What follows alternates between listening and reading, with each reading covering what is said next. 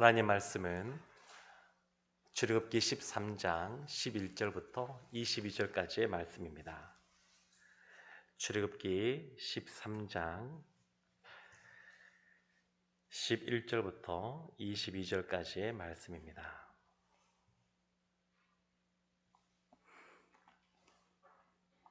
출애굽기 13장 11절부터 22절까지 저와 여러분이 한 절씩 교독하겠습니다. 여호와께서 너와 내 조상에게 맹세하신 대로 너를 가나안 사람의 땅에 인도하시고 그 땅을 내게 주시거든 너는 태에서 처음 난 모든 것과 내게 있는 가축의 태에서 처음 난 것을 다 구별하여 여호와께 돌리라. 수컷은 여호와의 것이니라. 나귀의 첫 새끼는 다 어린 양으로 대속할 것이요 그렇게 하지 아니하려면 그 목을 꺾을 것이며 내 아들 중 처음 난 모든 자는 대속할지니라. 후일에 내 아들이 내게 묻기를 이것이 어찌 됨이냐 하거든 너는 그에게 이르기를 여호와께서 그 손의 권능으로 우리를 애굽에서 곧 종이 되었던 집에서 인도하여 내실세.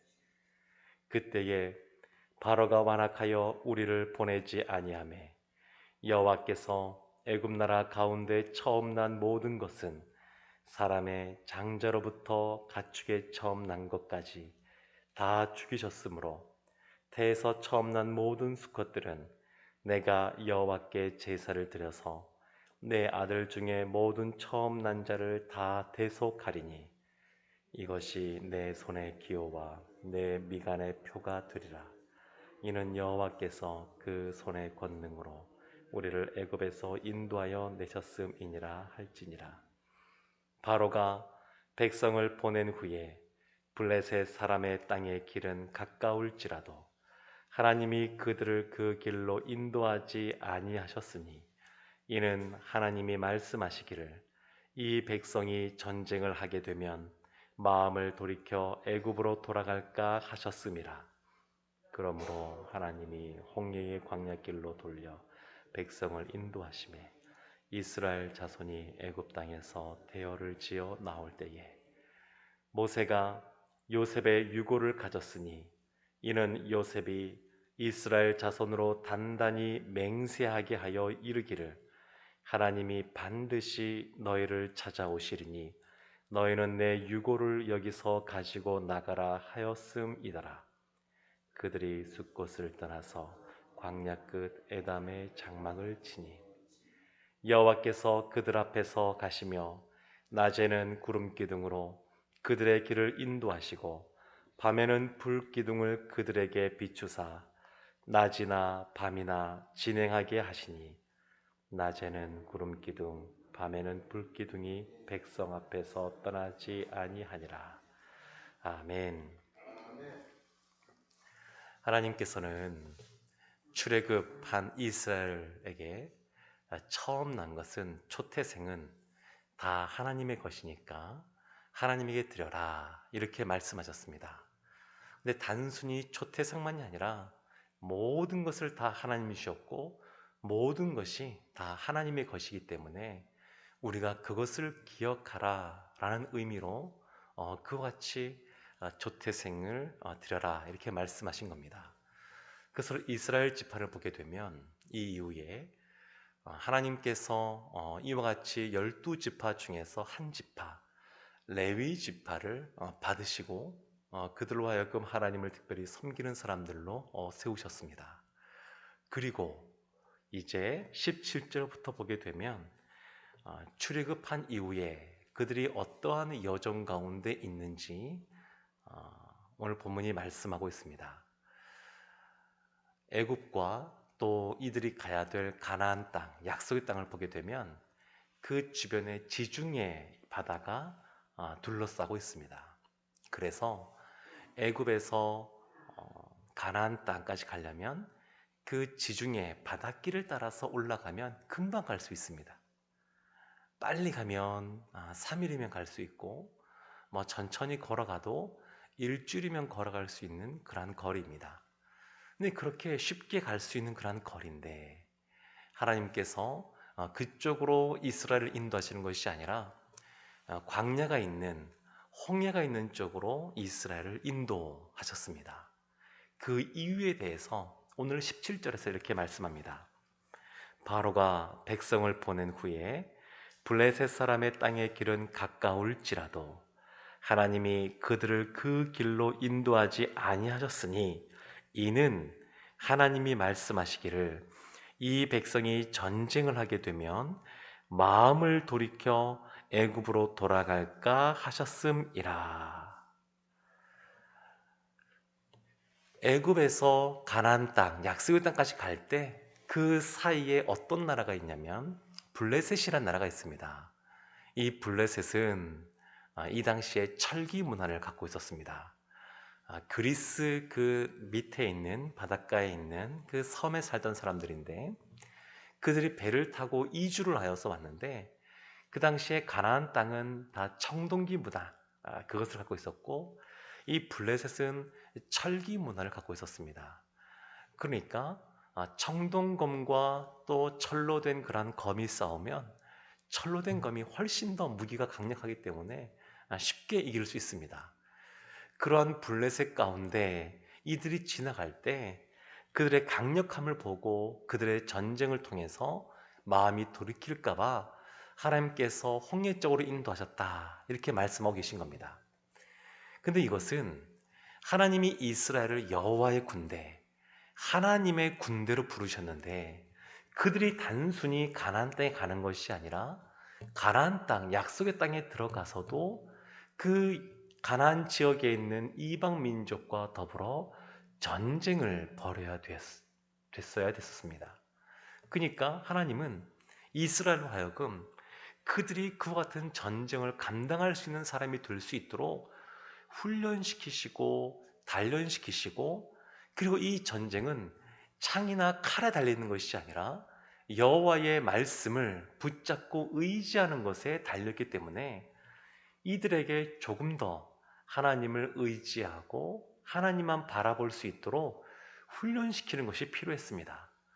그래서 하나님께서 이 홍해 가운데 인도하시고 애국 군대는 블레셋보다 더 강력한 군대를 갖고 있었는데 병거조차 철병거를 갖고 있었습니다. 그러니까 애굽의 군대는 더 강력한 군대입니다.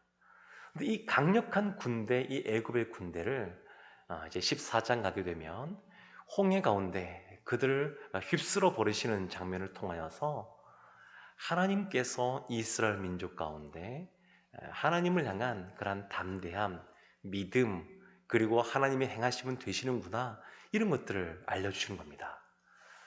초태생을 하나님께 드리고 무교절 이 절기를 지키면서 하나님 앞에 우리를 정결하게 하고 이전 것은 끊어버리고 그리고 하나님만 바라볼 수 있도록 하나님께서 해마다 이것을 행하라고 절기를 행하라고 말씀하시는데 지금 이와 같이 인도하시는 것을 통하여서도 하나님의 선하심을 하나님께서 드러내고 계십니다.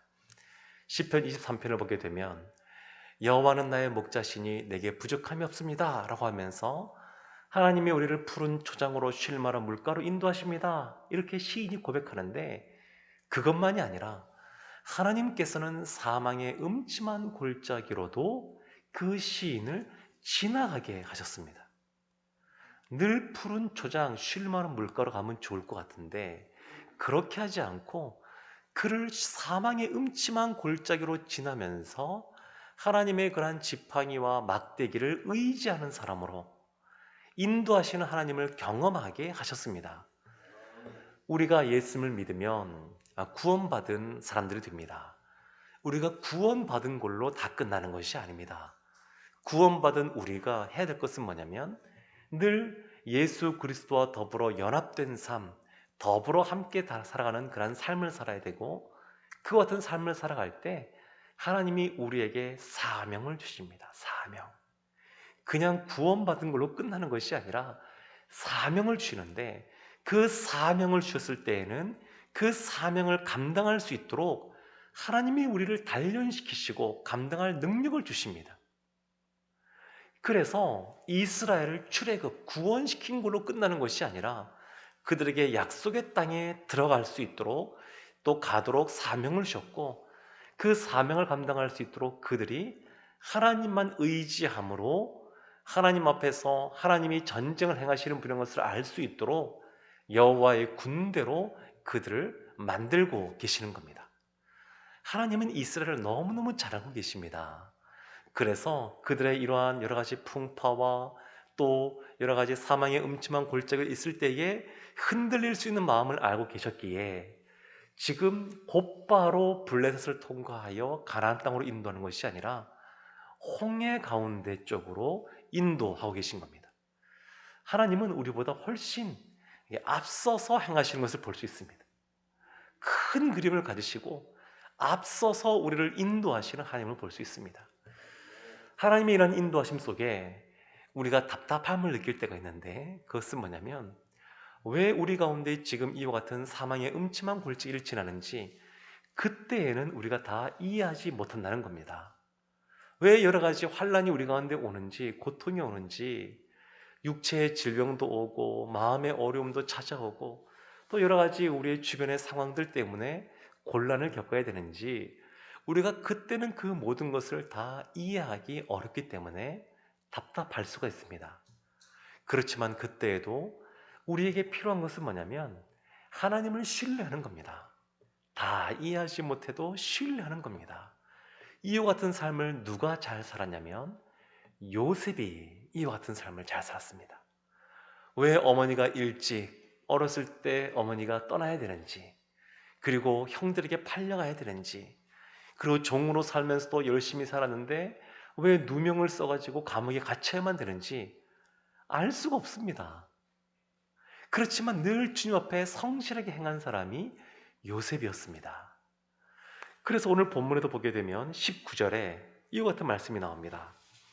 모세가 요셉의 유고를 가졌으니 이는 요셉이 이스라엘 자손으로 단단히 맹세하게 하여 이르기를 하나님이 반드시 너희를 찾아오시리니 너희는 내 유고를 여기서 가지고 나가라 하였음이더라. 이 요셉은 창세기 50장 맨 마지막이죠. 창세기 50장 24절과 25절에 보게 되면 본인이 죽게 될 때에 사람들에게 맹세하게 한 겁니다. 이 땅에서 나갈 때 나의 유고를 가지고 가라. 그것은 12형제 중에서 다른 형제들이 아니라 유독 요셉만 그렇습니다. 요셉만. 많은 형제들이 있었지만 유독 요셉만 나가게 될 때에 유고를 가져가게 되는데 요셉 가운데 그런 믿음이 있는 겁니다. 하나님이 반드시 아브라함 때 약속하셨던 것처럼 그 모든 것들을 이룬 이후에 나가게 하실 텐데 그때 나를 가지고 가라. 요셉은 이 당시에 총리였습니다. 보통 총리가 아니라 7년의 풍년 이후에 7년의 흉년이 올 것을 미리 알고 있었고 그것을 대비하였고 애굽과 열방을 구원한 그러한 역할을 감당한 사람이 이 요셉입니다.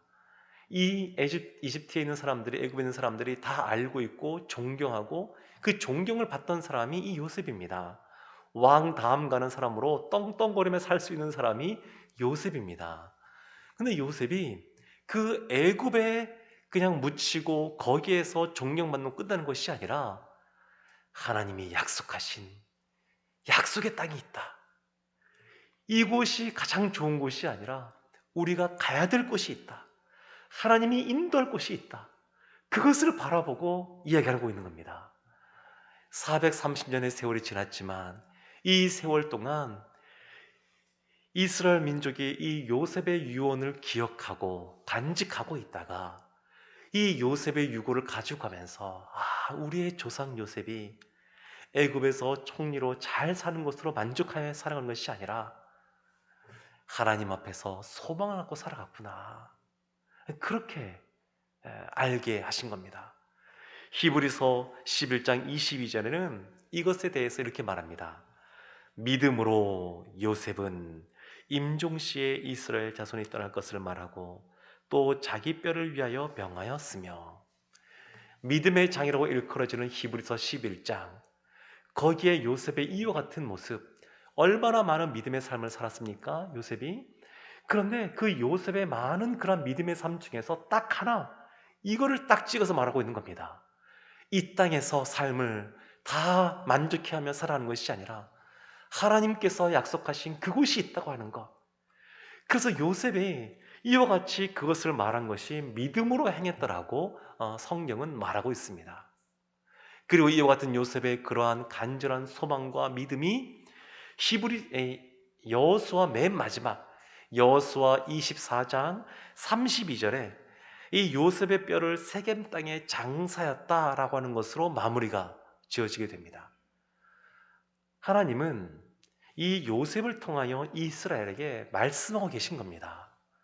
이와 같이 수백 년 전에 너희가 애굽으로 내려올 때부터 하나님께서 이와 같이 큰 계획을 가지고 계셨고 앞서서 행하셨음을 나타내 보여주고 계신 겁니다. 그리고 이와 같은 모습을 그들의 눈에도 그리고 그들의 몸으로도 체험하고 경험할 수 있도록 바로 보여주신 것이 있는데 그것이 21절 말씀입니다. 여호와께서 그들 앞에서 가시며 낮에는 구름 기둥으로 그들의 길을 인도하시고 밤에는 불 기둥을 그들에게 비추사 낮이나 밤이나 진행하게 하시니 여호와께서 이스라엘 그 수많은 250만에서 300만 가량 된다고 보여지는 그 민족 앞에 가셨습니다. 앞에서 가시며 그들을 앞에서 인도하시는 분이십니다. 하나님은 우리도 마찬가지인데 하나님의 자녀들에게 앞서 행하십니다. 앞서. 우리가 모든 것을 다 보지 못하지만 하나님은 앞서서 행하시고 그래서 하나님께서 그들 가운데 그들의 길을 인도하시고 무더운 그 땅 가운데 구름 기둥으로 시원하게 또 이 추운 그 밤에는 불 기둥으로 보호하시는 그러한 모습으로 인도하고 계십니다. 오늘날은 여름에는 에어컨도 있고 냉방 시설도 있고 또 추울 때는 우리 난방 시설도 되어 있는데 지금 이스라엘 가운데 그렇게 해주시는 겁니다.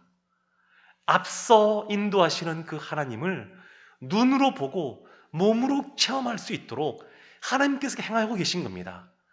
홍해로 인도하실 때에 그들이 다 이해하지 못해도 하나님이 그들을 너무나 잘 아셔서 지금은 이와 같이 돌아가는 것이 그들에게 유익하다고 하는 것, 그들이 하나님께서 주신 사명, 여호와의 군대로서 사명을 감당할 수 있는 사람이 될 수 있도록 한다는 것을 아셨기에 홍해 쪽으로 방향을 트신 것이고, 그리고 요셉의 이 유고를 가져가면서 소망을 갖게 하시고 하나님께서 이와 같은 것을 이미 수백 년 전부터 말씀하셨고 그것을 행하고 계심을 가지고 보여줌을 통하여 믿음을 갖게 하셨습니다. 그리고 이 구름 기둥과 불 기둥을 통하여 앞서 인도하시는 하나님을 직접 눈으로 보고 몸으로 체험하게 하셨습니다. 사랑하는 성도 여러분, 하나님은 우리 앞에서 우리를 인도하고 계십니다. 때로는 우리의 삶 속에 사망의 음침한 골짜기를 지나는 그러한 시간이 있을지라도 하나님은 그걸 통하여 하나님 우리를 인도하고 계시는 그 지팡이, 우리를 보호하시는 그 막대기를 경험하게 하십니다. 하나님이 우리의 삶을 앞에서 인도하고 계심을 믿고 늘 평안한 가운데 하나님께서 허락하신 일들을 믿음으로 행하시는, 살아가시는 우리 성도들 되시기를 주님의 이름으로 축원합니다. 아멘. 기도하겠습니다. 하나님이 이스라엘을 애굽에서 구원해 내시고 그걸로 끝나는 것이 아니라 그들을 여호와의 군대로 하나님의 사명을 감당하는 사람들로 단련시키시며 그들이 낙심하지 않도록, 절망하지 않도록 요셉의 유고를 통하여 믿음과 소망을 갖게 하시고 구름 기둥과 불 기둥으로 구체적으로 인도하심을 나타내 주셔서 감사를 드립니다. 이와 같은 모습을 우리 가운데도 행하실 것이기에 진정으로 감사를 드립니다. 우리가 늘 이것을 믿고 담대하게 오늘도 살아가는 저희들 되게 하여 주옵소서. 사명을 감당하는 삶을 살아가는 저희들 되게 하여 주시옵소서. 예수님의 이름으로 기도합니다. 아멘.